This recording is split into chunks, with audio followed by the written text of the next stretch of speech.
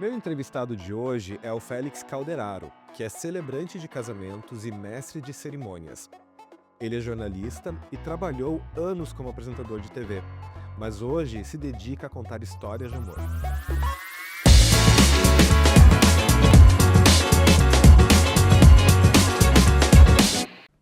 Começando o podcast Festas, eu sou o Douglas Ranzolin, produtor de eventos, e hoje estou aqui com meu amigo, grande celebrante, Félix Calderaro. Como é que você está? Tô bem, prazer estar aqui contigo, Douglas. Que legal, Obrigado. que bacana. Sucesso e vida longa aí pro podcast, né? Obrigado. Antes de mais nada. Mais feliz em ter você aqui comigo, isso sim. Não, com certeza. A gente precisa produzir bons conteúdos para nossa área. Com certeza. Eu vou até pedir desculpa se eu ficar pegarreando muito, mas é que peguei uma gripe esse fim de semana. Meu Deus, estou me recuperando, mas não dá pra gente deixar passar essa gravação de hoje.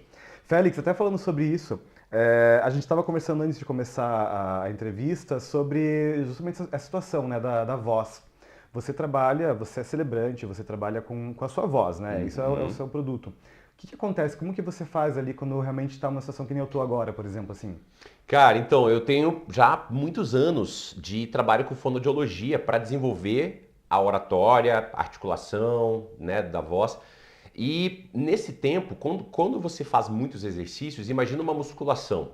Você vai trabalhando o seu músculo, o músculo vai ficando mais forte. A voz, ela não é muito diferente. A sua corda vocal, ela é também um músculo que é trabalhado.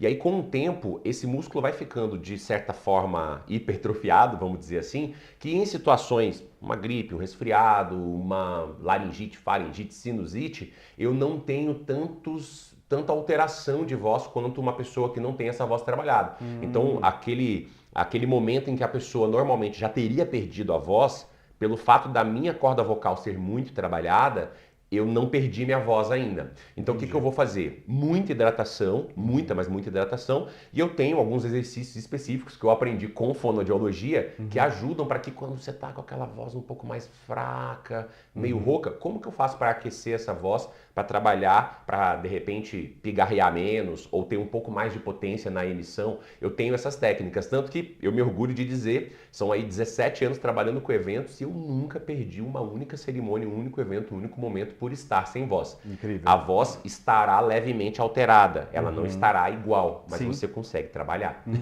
Você me falou que a Fátima Bernardes, né? Não? Eu tive essa história em 2001, quando a gente teve o atentado das Torres Gêmeas. A Fátima Bernardes foi apresentar o Jornal Nacional dos Estados Unidos e aí o William Bonner ficava na bancada e ela foi. E a Fátima viajou sem voz. Ela estava na época com uma faringite muito forte, muito forte. Eu vi essa entrevista dela tempos depois, né? E ela contando que ela estava desesperada porque ela estava no voo e sem saber se ia ter voz quando ela chegasse aos Estados Unidos para apresentar. E era uma edição importantíssima do Jornal Nacional pelo que estava acontecendo naquele momento.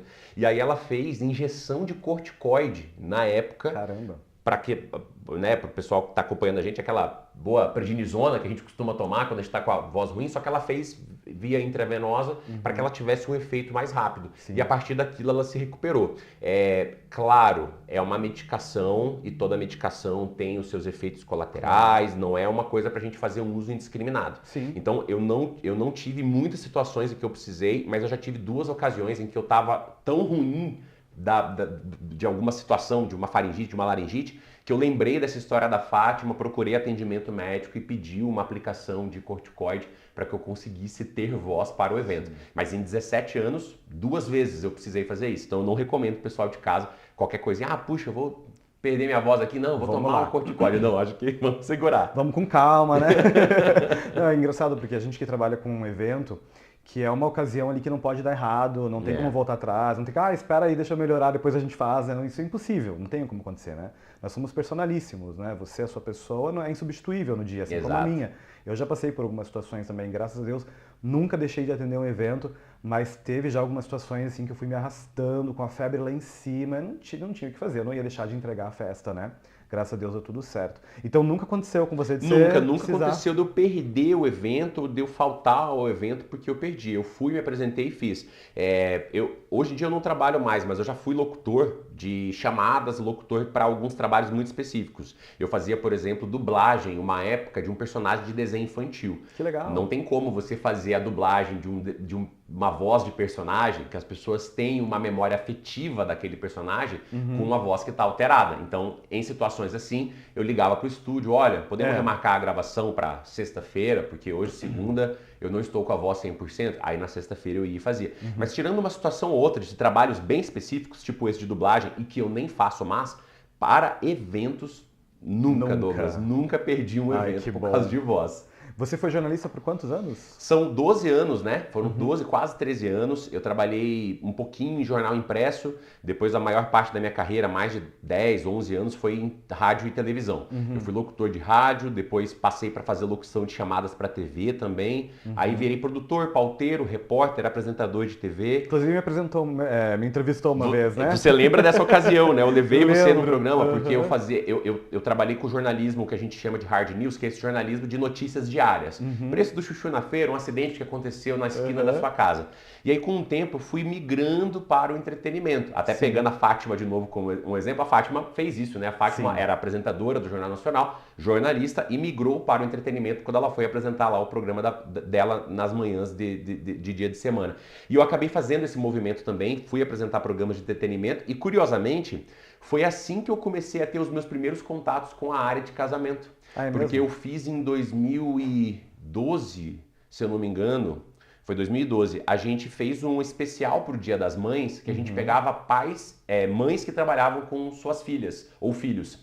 E aí, naquela ocasião, eu conheci Ana Vanin e Marilê Vanin, as duas trabalhando juntas, fotógrafas de casamento. Eu nunca tinha ouvido falar do trabalho delas até aquele momento. Eu não era casado, então não tinha passado pelo processo de noivo, de pesquisar, e também não trabalhava na área. E aí conheci o trabalho delas, conheci o trabalho de alguns outros profissionais, logo na sequência, um pouco tempo depois, porque esse programa foi tão sucesso que a gente falou, pô, vamos fazer um programa sobre casamentos? Aí foi o programa que eu levei você na ocasião, que eu entrevistei você. Então eu comecei a ter esses contatos ali. E aí um amigo meu chega pra mim, no meio desse momento que eu tava entrevistando pessoas, conhecendo profissionais, um amigo chegou pra mim e falou assim, cara, é o seguinte, a gente quer fazer um casamento diferente de tudo, não quero uma coisa, um ritual padrão, não vai ser na igreja. Pensei de você fazer tipo aquele brinde de padrinho de comédia romântica americana, que o cara levanta, bate na taça, faz um discurso falando bem do casal. E era um amigo meu que eu conhecia de muitos anos. Então, quando ele me deu essa referência, eu fiz exatamente o que ele me pediu. Bati com a colherinha na taça, comecei contando histórias engraçadas. Depois fui para histórias mais afetivas, mais emocionantes. Então, foi muito gostoso aquele momento. Foi um brinde, mas que valeu pela cerimônia dele. E deste brinde, eu recebi o primeiro convite. Uma noiva que estava no dia, uma amiga deles que estava ali no dia. Oi, você tem um cartão? Tô precisando de um celebrante de casamento. Que legal. E eu, naquela ocasião, não sabia nem o que era celebrante. Não sabia? Hoje você sabe. Hoje eu sei. Isso foi em fevereiro de 2015. O casamento dela ia ser em agosto de 2015, dali 6 meses. Não adianta, quando tá escrito para ser, é para ser, né, Félix?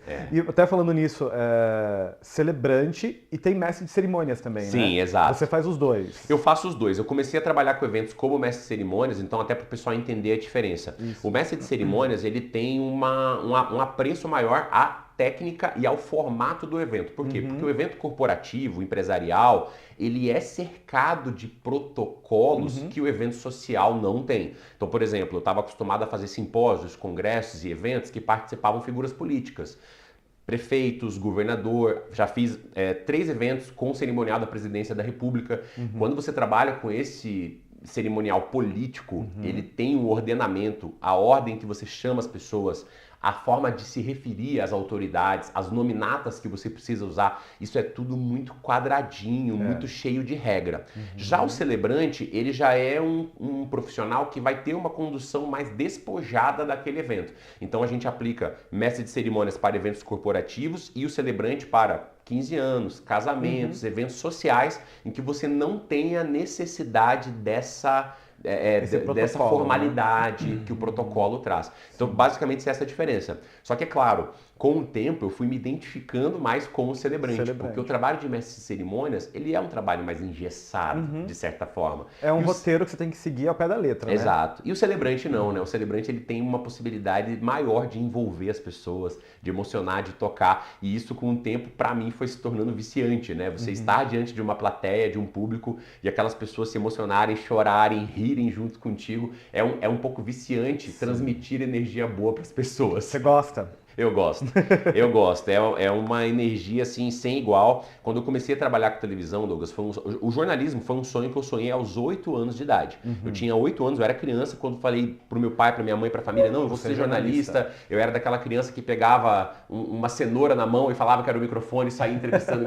meus amigos e familiares e tal. Então foi um sonho muito cedo, mas esse sonho tinha um propósito. Qual era meu propósito? Eu sempre gostei de me conectar às pessoas. Eu sempre gostei de causar algo bom, de sentar aqui contigo e ter uma conversa gostosa, a gente dar risada junto, a gente trocar junto, sair daqui enriquecidos. E eu achava que eu ia fazer isso em televisão, então vou trabalhar com jornalismo, vou ser repórter de TV, vou levar essa energia boa. Só que quando eu estava em televisão e falava para a câmera, você imagina como a pessoa do outro lado vai estar recebendo aquela mensagem. Então, por exemplo, eu quero te contar uma história emocionante que vai, com certeza, tocar seu coração. Eu estou imaginando que essa história vai ser emocionante, que vai tocar seu coração. Eu estou imaginando que a pessoa lá do outro lado da câmera, você que está assistindo a gente, está chorando, está se emocionando com aquela história. Só que eu não via aquele efeito acontecendo. Eu tinha que imaginar. Quando eu fui pela primeira vez para um evento social e fiz isso ao vivo, e aí eu não estava olhando para uma câmera, eu estava olhando na pupila, na farol do olho da pessoa, e estou vendo em tempo real, ao vivo e a cores, o efeito do que eu planejei acontecendo, isso é viciante, isso é mágico, porque você... Bom, primeiro, o texto que eu tinha pensado, muitas vezes, eu precisei mexer e editar ele na hora, porque quando você está vendo o efeito acontecer... Isso é humano. A cerimônia está viva. Ela não está escrita no seu computador lá na sua casa, no seu escritório. Ela está ali, acontecendo ao vivo, em tempo real. E a interação que você tem com o pai, com a mãe, com o noivo, com a noiva, com as pessoas que estão ali, ela é tão real que ela edita o que eu estou planejado para falar. Às vezes você criou todo um script ali, mas chega na hora você vê a emoção aflorando, as pessoas se emocionando, você, opa... Tem uma deixa aqui, tem um assunto que eu tinha pensado em falar e não falei. Mas como é que é? Você geralmente cria esse roteiro? Sim. O que eu fiz? Quando eu fiz esse primeiro casamento que eu te contei, eu era um amigo do casal, tanto que esse casal, eu sou compadre deles, eu sou padrinho do filho deles, então é um casal realmente muito próximo a mim. E eu conhecia toda a história deles, de como eles tinham se conhecido, sabia dos desafios pelos quais eles tinham passado, seja por trabalho, desafio profissional, o filho deles foi um desafio grande também na época. Você conhecia intimamente? Eu conhecia intimamente a história do casal. Então quando eu fiz o brinde, eu não precisei fazer um preparo prévio para aquele momento, porque eu já conhecia o casal. Só que daí veio a amiga deles, que eu te falei, que me pediu o cartão. E na hora, eu meio que na empolgação de um momento, não, claro, vamos fazer, porque tinha sido maravilhoso participar daquele momento, a emoção, como eu estava descrevendo agora há pouco. E aí eu topei fazer, só que daí a grande questão era, tecnicamente, como que eu vou fazer em 6 meses, por um casal que eu não conheço, a mesma coisa que eu fiz para os meus amigos, que eu já conhecia há muitos anos, que eu tinha intimidade. Só uma dúvida, do teu amigo teve um celebrante ou não? Não teve. Foi literalmente assim? A cerimônia foi o meu brinde. O brinde que eu fiz foi a cerimônia deles. Mas isso foi a mesa?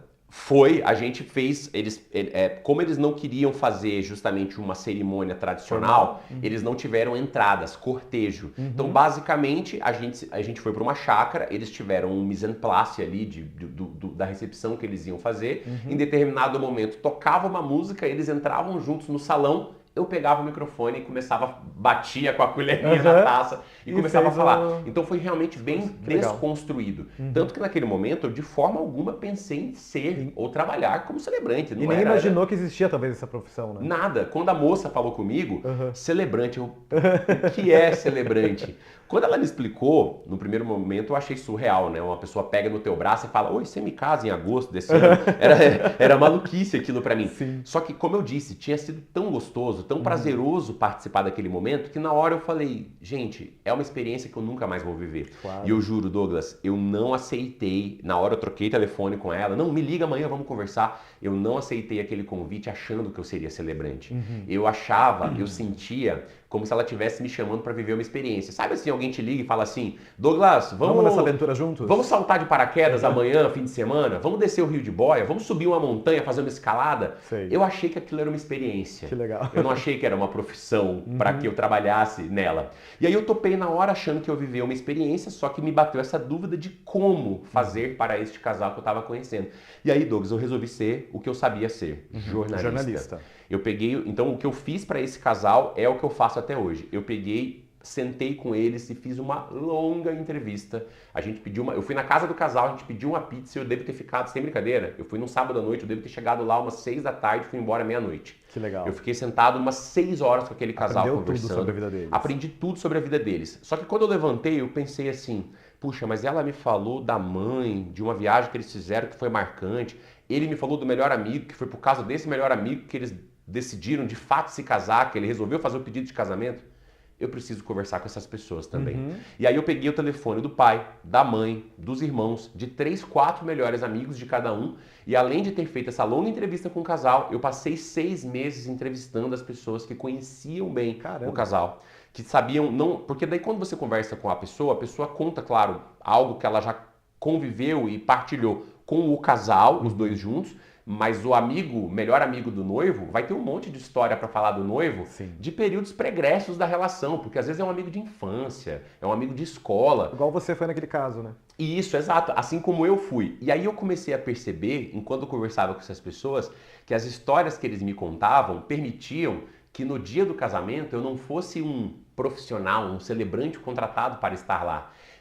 Contar essas histórias e ter a visão do noivo e da noiva a partir desses olhares de quem conhece bem o casal, permitia que eu chegasse no dia do casamento quase como se eu fosse um amigo de fato do casal. Que bacana. Então hoje ainda é comum as cerimônias que eu faço, porque eu faço de 10, eu peço pelo menos uns 10 contatos para o casal, até no máximo 16. Tem que estabelecer um limite, porque senão a gente acaba ficando com uma cerimônia comprida demais. Sim. E não é a ideia, a gente quer uma coisa que seja gostosa, emocionante, prazerosa, envolvente, mas que não canse ninguém, que acabe naquele tempo determinado ali. Então eu faço de 10 a 16 entrevistas, mas o casamento vai ter 100, 150, 200, 300 convidados. Então é natural que as pessoas fiquem incomodadas, entre aspas, porque elas nunca me viram num churrasco. Elas nunca me viram numa festa da família. Aí elas ficam pensando, quem é esse cara? Como ele sabe essas histórias da família do noivo e da noiva? E eu gosto muito disso. Por quê? Porque quando chega um amigo e pergunta pro noivo, oi, é amigo da noiva esse cara? De onde que ele veio? Ou o contrário, chega para a noiva e pergunta, eu percebo que esse questionamento representa a minha vontade. Eu não fui um profissional contratado, um celebrante de casamentos. Eu era um amigo do casal, contando histórias, celebrando o amor, celebrando o casamento deles. Então virou meio que meu controle de qualidade, assim, sabe? Assinatura. Minha assinatura, passar por isso. Até quando teu amigo te convidou dizendo que ele queria algo fora do tradicional, já te ditou ali também, Exato, né? exato. Eu vou aplicar isso nos meus negócios. E aí o que você me perguntou, né? Você falou assim, daí como que é essa cerimônia, né? A cerimônia, ela é uma tradição. A gente precisa passar pelo ritual. Ele é um ritual de passagem. O pai, a mãe, o vô e a avó esperam assistir um começo, meio e fim com cara de casamento. Então não dá para você desconstruir tanto, querer fazer algo tão diferente que você tire a característica principal que é ser um ritual de casamento. Então eu gosto de passar pelas etapas tradicionais que a gente espera assistir de uma cerimônia de casamento. Que seriam quais?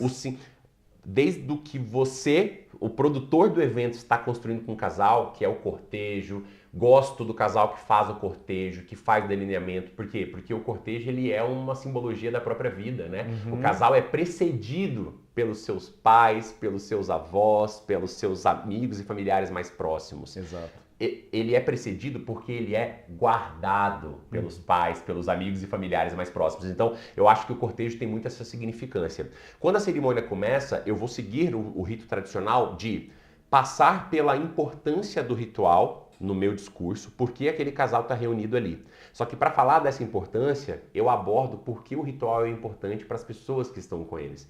O que significa para o pai, para a mãe, tá vendo? A noiva tá ali hoje se casando, formando família. O que significa para os pais do noivo, para os amigos do noivo? Então, eu gosto de fazer essa fala tradicional de toda cerimônia de casamento, que é quando o padre, o pastor ou o juiz de paz fala da importância do casal estar passando por esse ritual, eu gosto de falar dessa importância trazendo por que esse ritual é importante para as pessoas que estão ali junto com eles.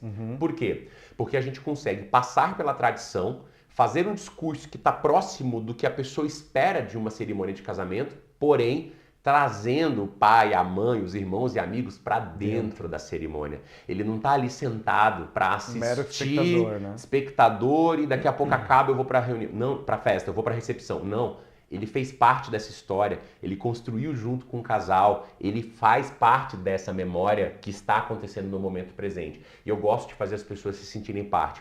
E aí acontece uma coisa muito legal, sabe, Douglas? Porque, por exemplo, vamos supor que o Douglas é um virginiano que tem uma mania de organização espetacular. E aí um dia, eu conversando com um amigo teu, falo assim, viu, qual foi a história mais engraçada que você já viveu com o Douglas? Aí o amigo vira e fala assim, Félix, sabe o que é? Porque você sabe que o Douglas é um virginiano extremamente organizador. Teve um dia que a gente marcou de sair para ir para uma festa do amigo nosso, e ele chegou lá em casa, eu tava tomando banho ainda. Eu falei, Douglas, você espera aqui, por favor, que eu já volto? Você acredita, Félix, que enquanto eu tomava banho, ele arrumou meu apartamento inteiro, botou tudo em ordem, lavou minha louça?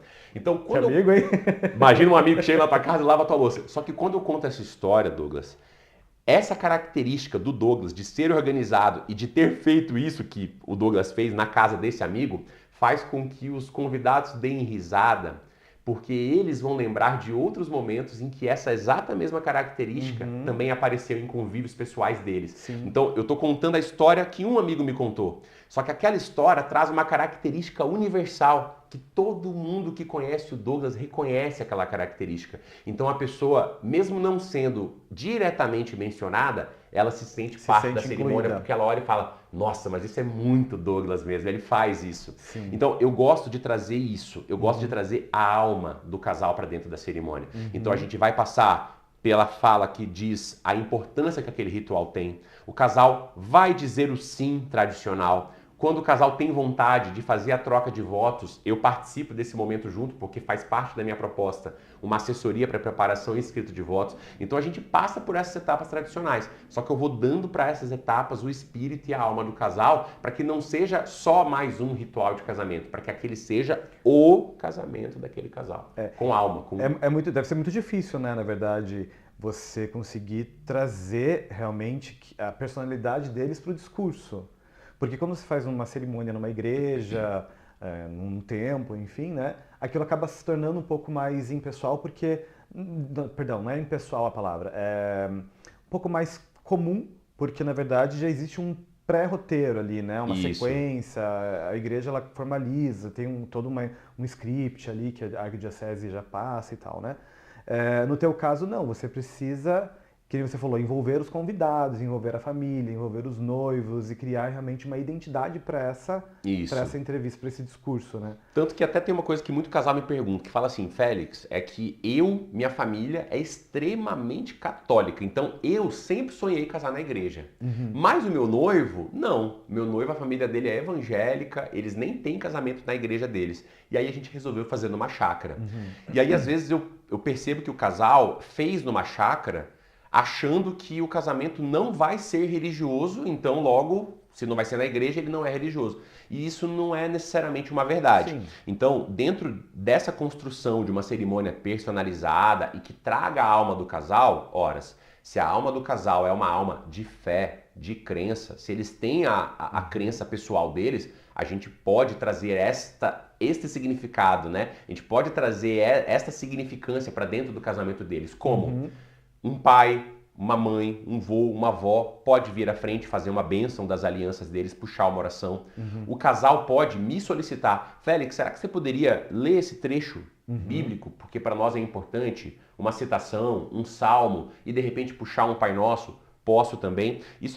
Eu sou batizado católico, muito embora não seja fervorosamente praticante. Isso é inclusive bíblico, né? Tá lá no Evangelho de São Mateus, é Mateus 20:18, tá escrito, onde 2 ou 3 orarem em meu nome, lá estarei. Então não é porque a gente está fora de uma igreja que a gente não pode fazer daquele momento a nossa egrégora espiritual. Sim. Então eu acho legal deixar isso também para o casal. As minhas cerimônias, por padrão, elas são laicas. Eu não faço nenhum tipo de menção espiritualizada religiosa. Como eu disse, eu sou católico batizado, mas eu respeito o casal e não farei nenhum tipo de menção. a menos que eles tenham essa vontade. Porque a cerimônia, como eu disse, tem que ter a alma do casal. E se a alma do casal é uma alma de fé, a cerimônia também tem que falar de Deus, também tem que trazer essa... Claro. abraçar essa fé, né? Você acha que a tendência é cada vez menos as cerimônias acontecerem em igrejas? Eu vejo isso como uma tendência. Olha, Douglas, eu sou batizado em igreja católica, fui da renovação carismática, já fiz N processos dentro da igreja enquanto participante. Estudei em colégio de padre até minha 7ª série. Então até às vezes a pessoa me vê citando alguma coisa da Bíblia, parece até que eu sou um assíduo frequentador de igreja. Não, é porque até uma certa idade da minha vida eu frequentei realmente muito fortemente e eu tenho essas lembranças aqui. Só que em algum momento da minha vida eu me afastei da igreja católica por questões pessoais. Eu não vou nem entrar nisso aqui agora porque eu acho que isso é muito individual de cada um. Sim. Só que por que eu acho que sim, é uma tendência dos casais? Eu acho que a igreja... já existem movimentos dentro da igreja, a própria renovação carismática lá atrás já era essa tentativa. Eu acho que existem outras iniciativas hoje tentando trazer esse fiel de volta para dentro da igreja, reaproximar o fiel. O casamento, como você mesmo disse, ele é um sacramento dentro da igreja católica e ele tem um protocolo próprio dentro da igreja que acabou em alguns momentos não abraçando o sonho de todos os casais. Vou te dar um exemplo que aí não é uma opinião minha, é o que eu escuto dos casais que são católicos e que, puxa, não vou fazer o casamento na igreja. O casal fazia a absoluta questão de fazer votos de casamento. E a igreja não permite que eles façam votos dentro da igreja. E o casal falava, Félix, mas isso é muito importante pra gente. Porque vai ser a única ocasião em toda a nossa história juntos em que nós vamos fazer uma declaração de amor um pro outro na frente dos nossos amigos e familiares. E para nós isso é essencial, porque a gente acha isso lindo, cheio de significado e no nosso casamento tem que ter.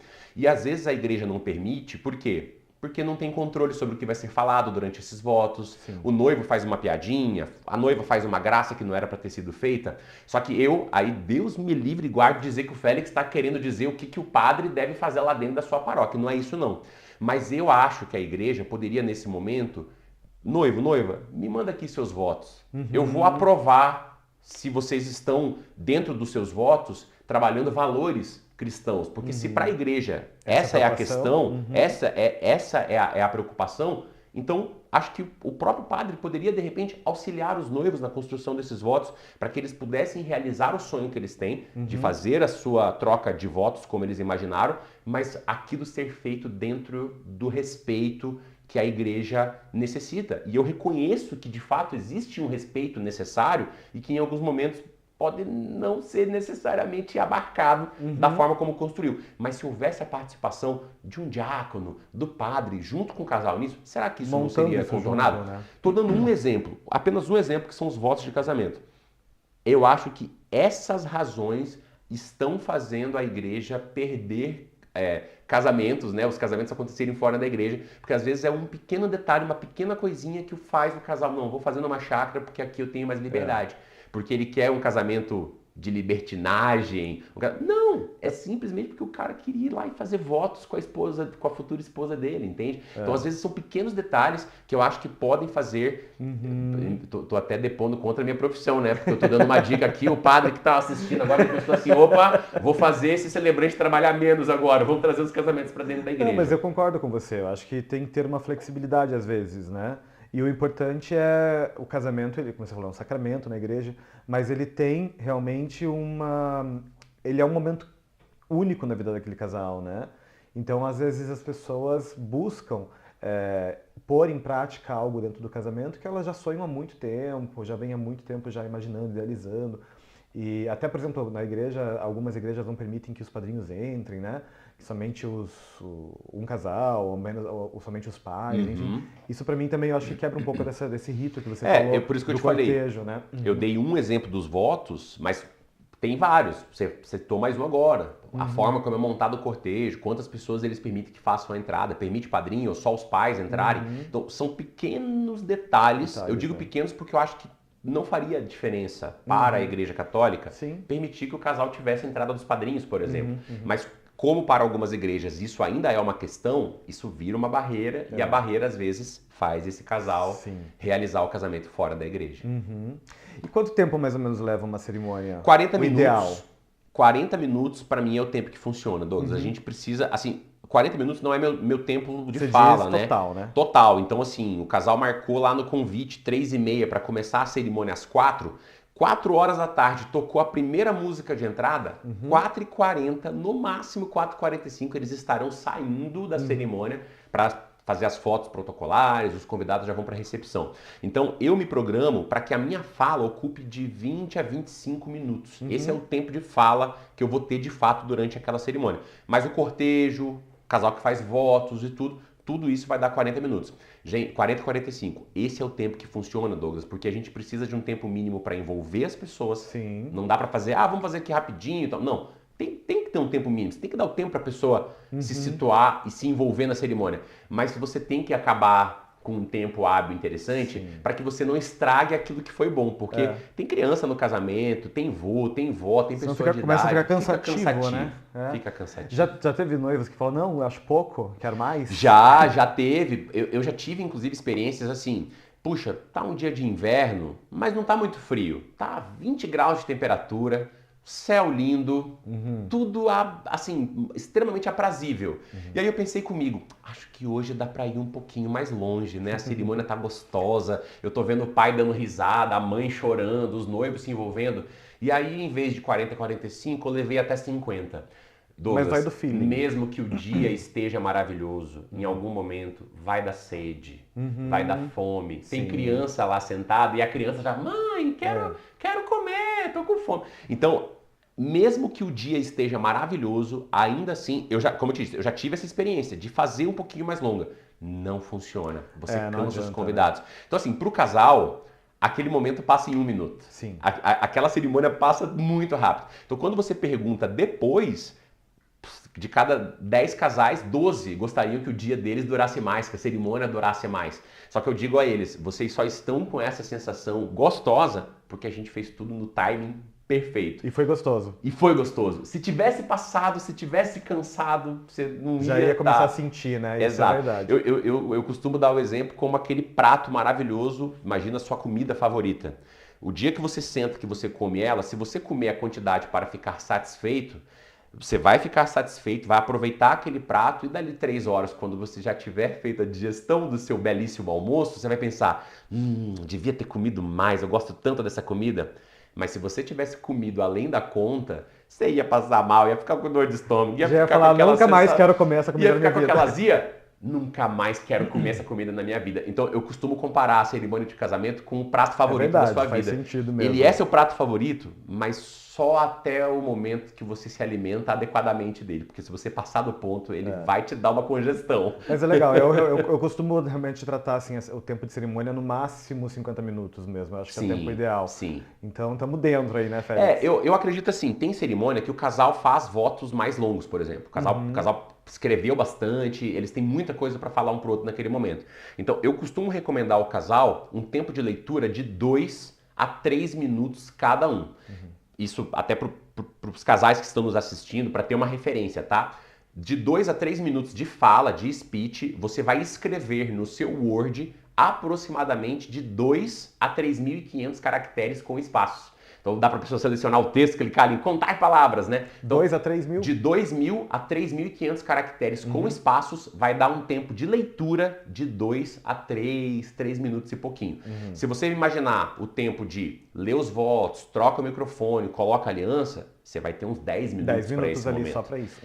Quando o casal passa desse tempo, Félix, a gente escreveu muito. Eu não gosto de deixar a noiva com 5 minutos de leitura e o noivo com 1 minuto. Tem que equilibrar, né? Fica desbalanceado. Então, se eu vejo que a noiva escreveu muito, eu vou chamar meu noivo para conversar e falar, noivo, vamos dar uma complementada aí nesses votos, porque tá precisando de um textinho a mais. E vou deixar equilibrado. Isso já vai para 15 minutos, o tempo total de leitura dos dois. Então a cerimônia, quando chega a 50, ela não chega a 50 no meu texto. Ela chega a 50 por conta dos nos votos do casal. O casamento que eu fiz sábado passado agora, por exemplo, o noivo pediu para que o pai dele fizesse uma bênção. A bênção do pai foi um pouco mais demorada ali no momento, ele queria deixar algumas palavras para o casal. Tá tudo certo, não tem problema nenhum. Só que isso vai dar um tempinho um pouco maior, porque daí foge do meu controle de tempo a cerimônia quando tem esses elementos externos externos, né? Mas nada que, nesse caso, não costuma atrapalhar. Por quê? Porque faz parte da atmosfera daquela família. Então, esse pai, por exemplo, de sábado passado, ele é uma autoridade espiritual para aquela família. No Natal, é aquele que pega a Bíblia e lê para todos antes da ceia. Então, para eles, naquele momento, fazia todo sentido do mundo ter o pai lá na frente rezando. Ninguém ficou cansado, ninguém achou que demorou mais. Então, dá-se um tempo a mais para a cerimônia, mas é um tempo a mais que faz sentido para o momento. Que não vai atrapalhar ali. Não atrapalha em Então, nada. só recapitulando. Eu acho que 2 minutos de votos, né? De discurso para cada noivo, de 2 a 3 minutinhos ali. Perfeito. Já é bastante 2 minutos, né? Já é bastante. Se você for pensar... É bastante coisa para ler. É bastante coisa para ler. São de 2 a 3 mil caracteres, Douglas, assim, para a pessoa ter uma referência bem real. Se você digitar uma página de Word em Arial 10, encher uma página chega perto de 3 mil caracteres com espaço. Perto então, isso já de dá 3 mil. Já dá um tempo de votos. Então, parece que não, mas pega 2 minutos falando na frente de um monte de amigo e familiar, no momento que você está extremamente emocionado, tocado. Olha, eu vou te falar, não é fácil. No meu casamento eu gaguejei, chorar. eu comecei a chorar, o diafragma subiu, eu ficava com aquele choro, você tenta falar e não consegue sair nada assim. Então, assim, são 2 minutos que duram uma eternidade lá na hora. Pra quem tá nervoso, né? Isso aí, 2 minutos é uma eternidade mesmo. Ô, Félix, você me falou de... Você estava falando aí da igreja e tal, que daí não permite, porque às vezes tem medo que os noivos falem alguma palhaçada, alguma coisa, enfim e tal. Já aconteceu, assim, de algum cliente seu, alguns noivos falarem coisas que não deveriam? Já. Coisas até mesmo constrangedoras, já. às vezes? Eu tive até para dar um exemplo bem específico, não vou citar nomes, obviamente, eu tive um noivo que ele queria fazer uma brincadeira com a noiva. Eles resolveram, o apartamento deles acabou, a obra adiantou, eles estavam reformando o apartamento para ir morar juntos e a obra ficou pronta, eles resolveram morar juntos antes. Então eles tiveram um test drive antes do casamento, já morando juntos. Estavam, acho que lá, 6 meses, uma coisa assim. E aí ele queria fazer uma brincadeira quanto a isso, que ele dizia que, olha, a gente não esperava, era pra gente morar junto só depois, mas no fim das contas foi ótimo, porque a gente pôde fazer um test drive e eu percebi que mesmo com as falhas, com os defeitos, a gente funciona bem. E aí ele vira e fala assim: tudo bem que teve vezes que eu senti vontade de jogar você da janela do apartamento. Ai, meu Deus. E aí, veja, assim, a noiva talvez desse risada daquele momento, porque ela conhece o noivo, ele tem um humor que é próprio dele, tudo certo. Só que, Douglas, a gente está vivendo um momento de mundo agora, onde esse tipo de piada não tem mais lugar. Não cabe, né? A gente está vivendo num mundo de violência contra a mulher, a gente está falando de Maria da Penha praticamente todos os dias. Então, eu acho que mesmo sendo uma piada, mesmo sendo uma brincadeira, tem que tomar não é uma brincadeira adequada para você fazer em nenhuma situação. Sim. Muito menos no dia do seu dia casamento. do seu casamento. Então, eu fui com carinho, abordei o noivo, falei, olha, vamos editar o texto, porque eu acho que a gente pode, de repente, evitar aqui uma piada que possa ser mal interpretada. De repente, posso te dar uma ajudada? E eu nunca tive problemas quanto a isso. Todos os casais aceitam. Por quê? Porque não é óbvio que não era a intenção dele ofender a noiva ou suscitar de fato, como se ele fosse fazer aquilo algum dia. Era só uma piada. Para ele era só uma piada. Ele não estava com maldade no momento. Mas as pessoas escutam, né? Mas eu preciso cuidar desse casal integralmente. Então eu cuido com tudo aquilo que eu vou falar, muito, mas eu cuido muito com os votos também. Por isso que faz parte da minha proposta a assessoria para preparação e escrita de votos. Isso eu acho muito importante, porque realmente às vezes a pessoa sabe falar naturalmente, mas não sabe como pôr isso no papel. Isso. Você ajuda já nesse sentido de transcrever os seus pensamentos. Exatamente. E principalmente tomar cuidado com situações como essa. Exato. Filtrar, eu deixo, como eu disse, eu gosto de deixar os votos equilibrados, com tempo de votos equilibrados. Eu modulo um pouco as coisas, porque às vezes o casal pega nos votos e pega e fala assim, meu amor, nos conhecemos em 2017, você estava e tal. E eu já contei a história do casal na minha fala. Então eu falo pro noivo, assim, não, eu vi que você estava contando a história, mas, cara, deixa que eu vou contar a história. O que você gostaria de falar do teu sentimento, do que você está sentindo para esse capítulo de vida de vocês? Aí ele já muda o que ele vai falar. Então eu ajudo justamente por isso, porque não é fácil falar de uma pessoa que você ama, uma pessoa que é tão importante para você. Por quê? você vai, geralmente essa é a sensação, você vai escrever, escrever, escrever e no final quando você lê você vai falar, não tá bom o suficiente. Porque você ama aquela pessoa, você coloca ela num pedestal, então é natural que você se sinta inseguro de não estar conseguindo expressar adequadamente o que você sente. Então eu ajudo o casal nisso, nessa expressão, mas eu ajudo também com algumas filtragens, porque tem algumas situações que eu acho, puxa, isso aqui tá eu chamo de armadilha, né? Eu falo, isso aqui tá uma armadilha para esse texto, ele pode escorregar na banana aqui, vamos editar, vamos deixar isso aqui um pouco mais simples para que ele não corra esse risco, né? Que bom, né? Que bom que você tá aí para ajudar nesse sentido. Sim. E porque eu acho que talvez, lógico, toda a cerimônia é linda, mas o momento mais aguardado é esse, né? Eu acho que dos votos, a hora que eles olham pro outro. É o momento que todo mundo espera, né? Douglas, você sabe que nem todos os casais fazem. Tem casal que é muito tímido e não consegue nem se... Não, Deus me livre, se eu pegar o microfone na mão, eu já tô suando só de pensar. Só que eu digo sempre assim, casal, se eles não querem fazer, não tem problema. Não vai fazer falta. Não vai acabar a cerimônia e alguém vai falar assim, nossa, mas que estranho, né? Eles não fizeram voto. Não vai acontecer isso.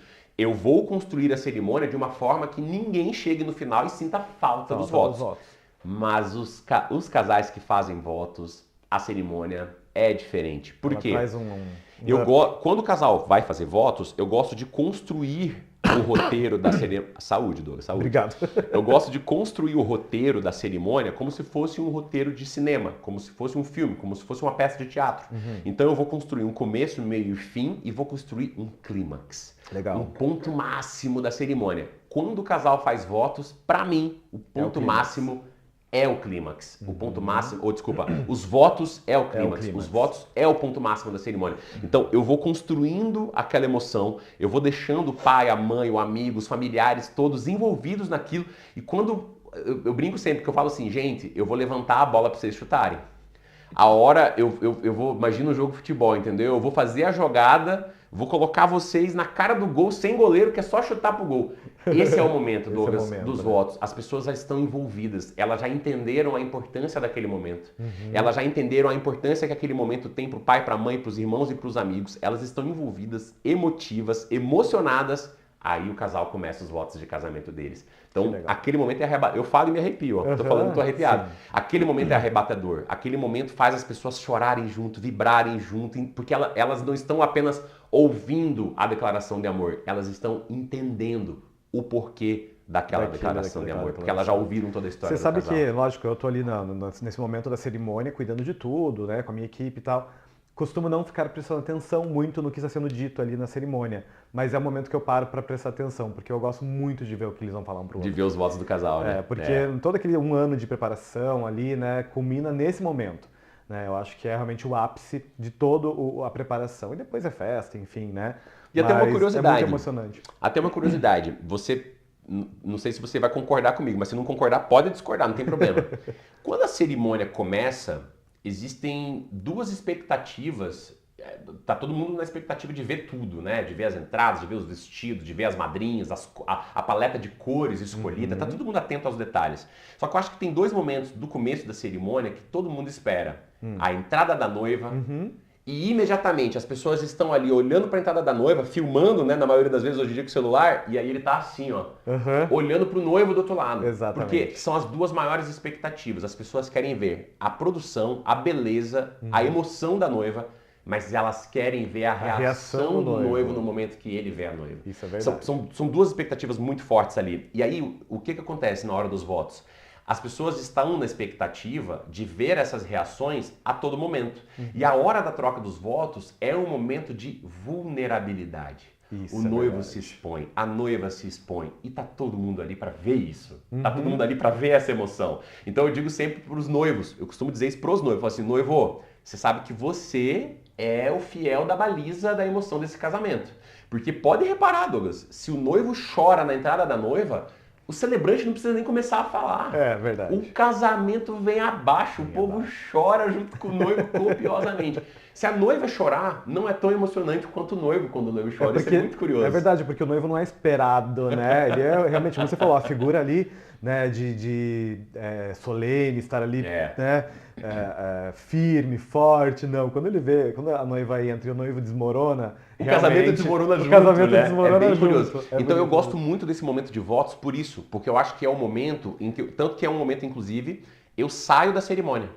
Eu vou introduzir aquele momento e eu gosto de deixar. Por quê? Eu quero que o casal tenha, eles dois, um momento único. Só você falou eles, uma palavra muito legal, vulnerabilidade.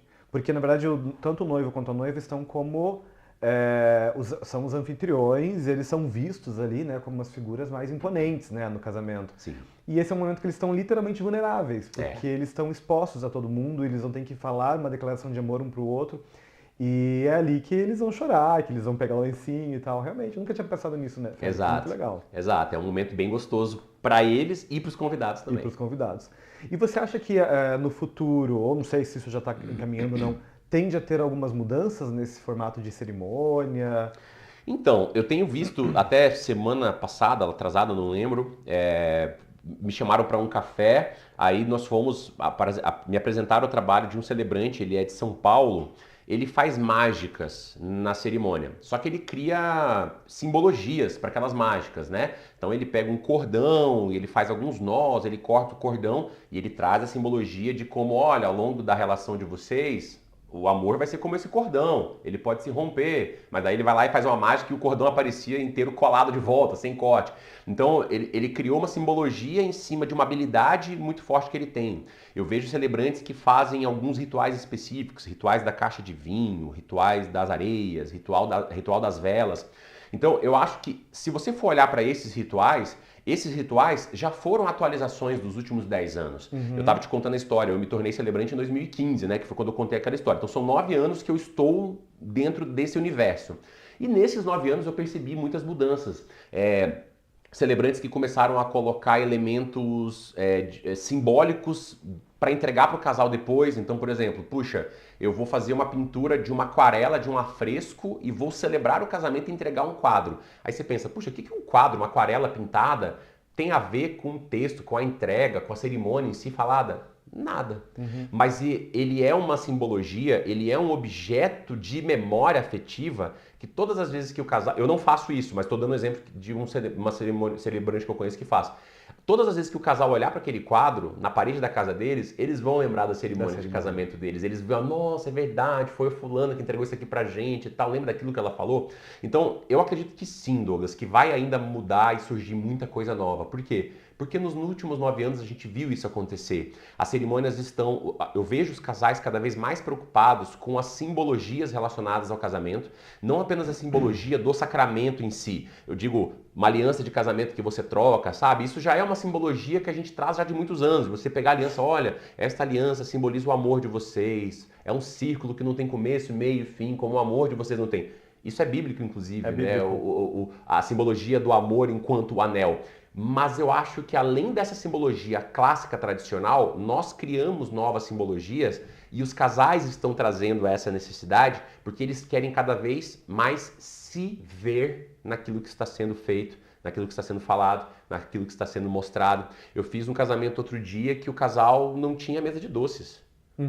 E foi muito engraçado, porque quando a gente entra para fazer os registros da produção, aí eu cheguei e falei, mas cadê a mesa dos doces do casal? O noivo é dono de um box de crossfit, a noiva é super fit também. Eles nem comem doce, porque os dois são super saudáveis, né? E exercício físico e tudo. Só que, num primeiro momento, eu não tinha a expectativa, né? Eu falei, não, mas vai ter doce, né? Eu já fiz casamento de professor de educação física que tinha doce. Mas no caso deles, eles entenderam que não tinha. Tô dando esse exemplo, por quê? Porque assim como naquele dia, tenho certeza que muita gente olhou e falou assim, como assim não tem uma mesa de doce nesse casamento? Eu nunca tinha visto um casamento sem mesa de doce. Vi pela primeira vez nesse dia. Mas eu acho que essa tem sido uma tendência dos casais. Os casais querem criar algo dentro do seu dia que faça seus amigos e familiares saírem de lá dizendo assim, nossa, isso aqui eu nunca tinha visto antes. Tem a ver com eles, né? Tem a ver com eles. Então, eu acho que sim. Respondendo agora diretamente, acho que a gente ainda vai passar por muitas mudanças. Quais? Não sei. Tem acho algumas, que a gente vai vivendo. Tem algumas coisas que acredito que nunca, né? Nunca vão deixar de existir, né? Acredito que o rito da aliança. Isso, foi isso que eu quis dizer. Algumas simbologias que são perenes, que são inclusive bíblicas e que estão na etimologia do que é o casamento, e a gente traz até hoje, só que os casais começaram a criar novas simbologias em cima de elementos, de histórias que eles viveram, e que isso está atualizando, modernizando o evento e a cerimônia como um todo. Então acho que a gente ainda vai viver muita novidade nisso daí, viu? Né? Com certeza. Não, tem muito chão pela frente ainda, né, Félix? Tem muito chão. E teve alguma festa assim que tipo, te emocionou demais? Alguma ocasião que você presenciou, uma história assim que chamou muita atenção? Teve. Eu tive uma... Eu tenho uma experiência pessoal minha de quando eu e minha esposa engravidamos.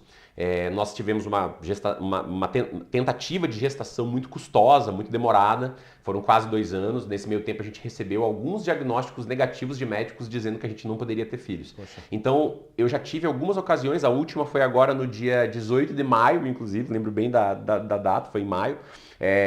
De o casal me pedir assim: Félix, a gente engravidou recentemente e a gente gostaria que você revelasse a surpresa. Você vai anunciar. Os avós não sabem, ninguém sabe, só o casal sabia da gravidez e eu recebi a missão de anunciar a gravidez no dia do casamento deles.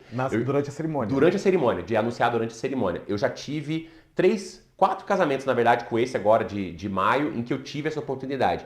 E pelo fato da minha história pessoal ter algo muito forte para mim relacionado a isso, as 4 foram situações que eu me emocionei muito. Chorei junto com o casal igual criança, comecei a soluçar no microfone ali no dia e tal. Foi bem emocionante. Mas eu acho que o casamento para mim que foi o mais emocionante, esse foi o mais marcante de todos.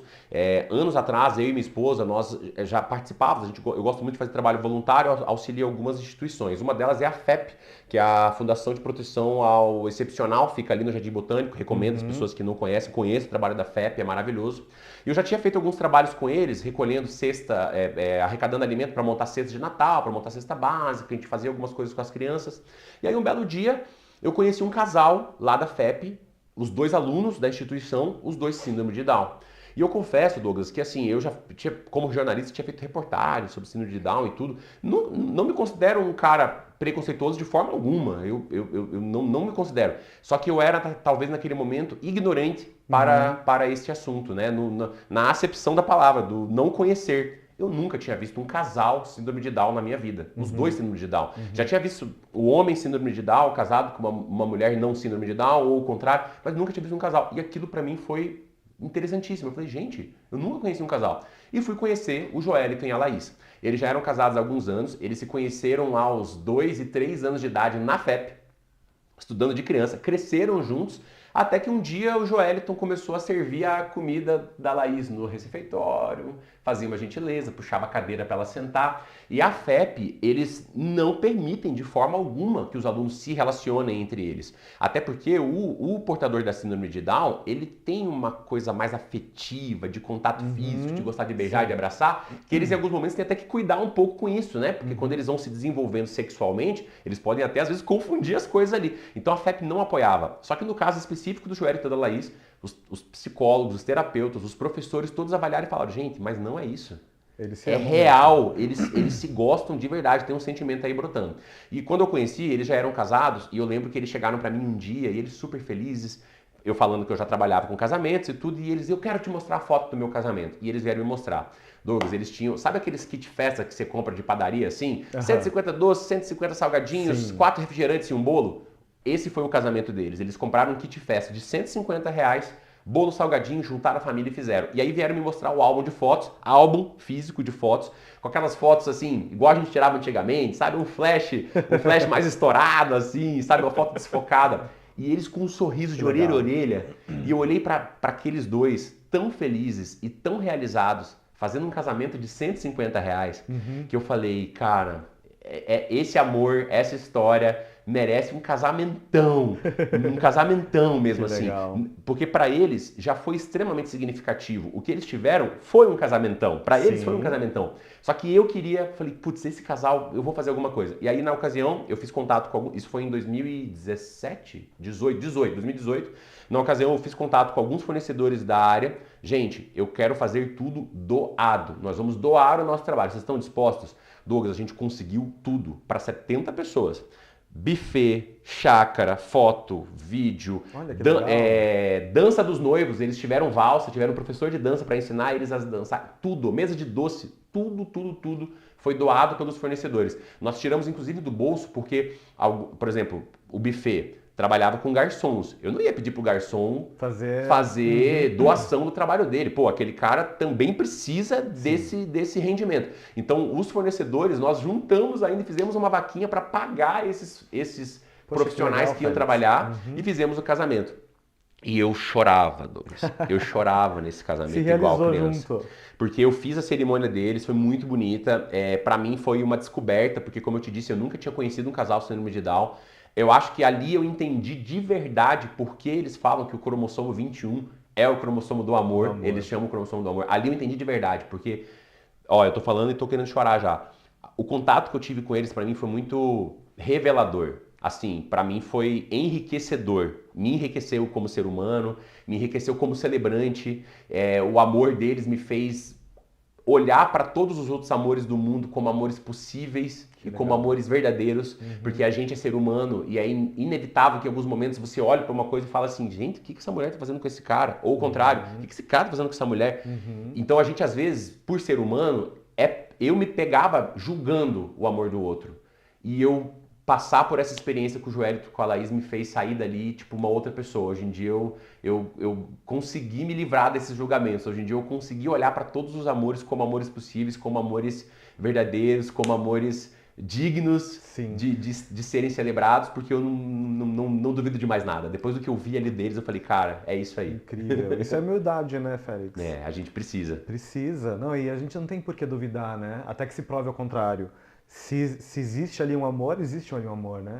E esse que você conheceu foi talvez a mais pura forma de amor, né? Foi, ali pra mim foi uma verdadeira lição, né? Pra mim foi uma lição de vida, assim, porque, como eu te disse, muito embora eu não fosse preconceituoso, eu me percebi ignorante, porque eu nunca tinha visto aquele amor, aquilo pra mim foi uma surpresa absoluta, e depois quando eu comecei a conviver com eles e ver a pureza daquilo que eles sentiam, eu mesmo me senti mal com relação à minha ignorância. Eu falava assim, gente, né? Como que eu achava que isso, de certa forma, talvez fosse estranho ou não possível? Cara, como julgar isso, faz né? todo sentido do mundo. Esses dois têm um amor puríssimo. Então foi uma lição de vida muito importante para mim naquele momento, tanto como ser humano, como enquanto profissional, celebrante também. Que bom. Parabéns, nossa, muito legal. Fiquei saber dessa história toda aí. Parabéns aos fornecedores também que te apoiaram, né? Sim. E realmente foi impressionante. Félix, estamos chegando ao fim da nossa entrevista. Capaz, já deu tempo? Mentira. Nem sei que horas são, na verdade. Você quer deixar alguma dica para os noivos que estão começando a preparar seu casamento, que estão em busca de um celebrante legal? Sim, eu sempre digo que alguns profissionais do casamento, Douglas, é importante que o casal goste do ser humano por trás do profissional. Não apenas do que você viu no Instagram, eu fui numa cerimônia, assisti, achei maravilhoso. Então eu digo sempre que o produtor do evento, e eu não estou falando isso porque você está aqui na minha frente, não. O produtor do evento, ele é o maior ponto de contato que o casal vai ter, o fornecedor com o qual ela mais vai ter contato durante todo o processo. Então eu acho que o produtor do evento, a noiva e o noivo, tem que gostar do profissional por trás. Sim. Foto e vídeo.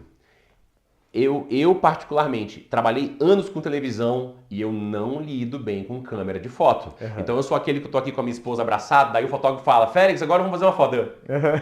Aquele sorriso meio travado assim. Sim. Então eu particularmente, quando me casei, eu precisei me sentir à vontade e confortável com o fotógrafo para que ele conseguisse captar a espontaneidade Pegar minha. você mais livre. Então eu acho que o cerimonial, foto e vídeo, o noivo e a noiva tem que gostar do ser humano pessoa, por né? trás do profissional. E o celebrante. Então, eu acho que na escolha do celebrante, você gostar do trabalho é metade do caminho andado. Você se identificar com a pessoa, com o ser humano, é o restante. Você precisa ter essa identificação. Pensamento, como que esse cara pensa mundo? Condiz com o que eu acredito? A forma como ele se posiciona dentro do evento é algo que me agrada? Eu acho que você tem que pesar tudo isso. Legal. Essa dica. Segunda dica para os casais. Quando vocês estão sentando com o seu celebrante, eu acho que esse celebrante, ele em vários momentos vai parecer um terapeuta, um psicólogo. E eu acho que o clima é esse. E é por isso que você precisa do item número 1, que é essa identificação pessoal. Porque ele é a pessoa com quem você tem que ter liberdade para sentar e contar absolutamente tudo. Exato. Eu já tive casais que sentaram comigo no primeiro dia e falaram assim, Félix, é que a gente se conheceu no Tinder e, cara, ele dormiu lá em casa na primeira noite. Eu não posso falar isso pro meu pai de jeito nenhum. Já aconteceu. Sim. Mas isso é uma confidencialidade nossa. Eu não preciso dizer que eles dormiram juntos na primeira noite depois de um encontro do Tinder pro pai da noiva na hora do casamento. Não faz sentido isso. Só que eu saber disso, o celebrante saber disso, constrói intimidade e cumplicidade com o casal. Então, o item 1 é importante para que a gente consiga chegar no item 2, que é essa cumplicidade e essa intensidade. Porque eu acho que é desses dois elementos que a gente vai chegar numa cerimônia que seja realmente a alma, o espírito, a personalidade do casal. Que seja pessoal. Exatamente, tem que impessoal, ser pessoal, né? Tem que ser pessoal. E aí, por fim, você falou de dica para profissional, né? Eu tenho sido procurado por muitos profissionais da área de vídeo, jornalistas como eu que estão, cara, tô querendo mudar de área, vejo você, o que você acha de eu ser celebrante também? Celebrantes, isso vale para todos, porque é uma área que pode abarcar profissionais da área de letras que se sentem bem escrevendo e querem trabalhar, um profissional da área de vídeo, de mídia, muita gente pode ser celebrante. Mas eu acho que o principal, Douglas, é cada um buscar uma autenticidade, é cada um buscar o seu estilo próprio. Veja, nós temos quantos escritores e autores brasileiros, nós temos quantos músicos que escrevem músicas maravilhosas brasileiras, e cada um escreve uma letra, tem um ritmo, uma melodia, uma característica de música. Se houve 3 toques de acorde, você já sabe se é Caetano ou se é Gal Costa. Exato. Eu acho que é importante que o celebrante que está entrando hoje no mercado, ele tenha essa consciência. Ele está olhando para o trabalho de outros celebrantes, ele está vendo o que outros celebrantes estão fazendo, mas eu acho que ele tem que se desconectar, se desprender disso, evitar ao máximo tentar copiar, modular, plagiar e criar a sua personalidade própria. Eu acho que hoje, cada vez mais, e ainda mais em tempos de inteligência artificial, que o cara tem um chat GPT da vida que ele joga lá, chat GPT, cria um texto romântico para mim. Você precisa colocar aquilo que nós seres humanos temos de único, que é o nosso espírito, a nossa personalidade, a nossa criatividade. Porque essa é a única coisa que a inteligência artificial ainda não faz. Então, para os celebrantes eu digo isso, autenticidade. Autenticidade. Para trabalhar, né? E aí acho que dá até para a gente entender, não só celebrante, né, Douglas? Tudo. Acho que todo profissional que vai trabalhar com a área de evento social tem que ter uma personalidade própria, tem que desenvolver sua própria forma de trabalhar, porque ninguém é igual a ninguém. Se você tentar copiar, você vai ser só o número 2, exatamente, no máximo daquela área. E como você falou, né, cada vez mais os casais, enfim, né, estão buscando autenticidade, né? Autenticidade. E imprimir o que eles realmente são dentro da festa. E para isso eles têm que contar com profissionais que também entreguem isso, né? A autenticidade. Exato. Concordo plenamente com você, Félix. Bom, chegamos ao final de mais um episódio do podcast Festas. Foi incrível falar com você, Félix. Muito obrigado por todo esse teu conhecimento aí compartilhado conosco. Sigam Borboletas na Barriga FC no Instagram, que é o Instagram do Félix. E para os nossos ouvintes, não esqueçam de seguir o podcast Festas, @podcastfestas, @Douglas Ranzolin. E até a próxima, pessoal. Tchau, gente. Obrigado. Aê, meu amigo!